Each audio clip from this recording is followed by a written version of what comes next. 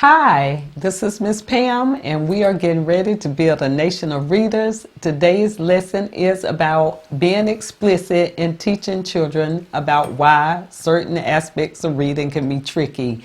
Let's look at the sentence I've written on the board. I slept for a long time. So that word that I've underlined is a verb.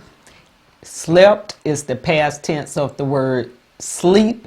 And it can be sounded out. It's phonetically regular. Slept.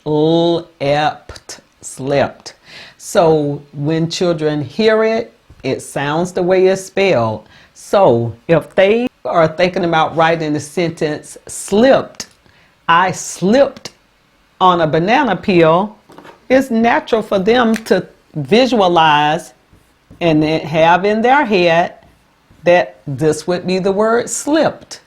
Right? Because slept is a verb. Slipped is a verb. It's the past tense of the word. And that's in their mind how they would spell words like tripped, popped. It would be a P and a T at the end.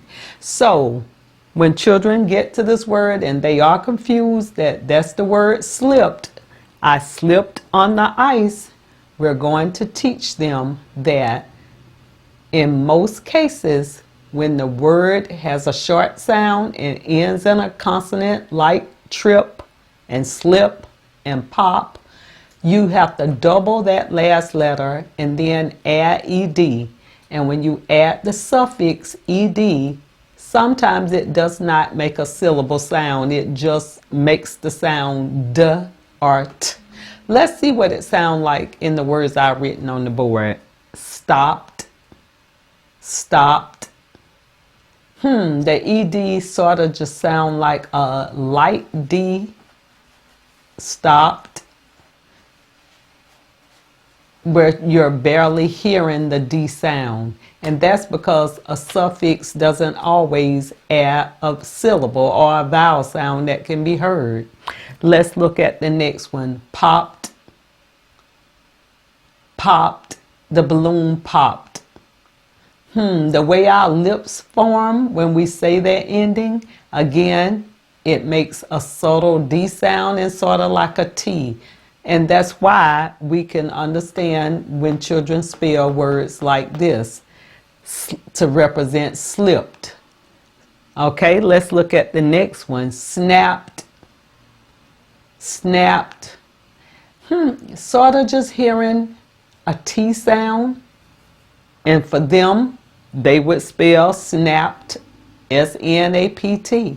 So we have to be explicit in our teaching that sometimes the suffix ed sounds a little like a T or a D at the end of a word. It does not add a syllable, even though it has the vowel in there. It's just a suffix that represents something has happened already or in the past.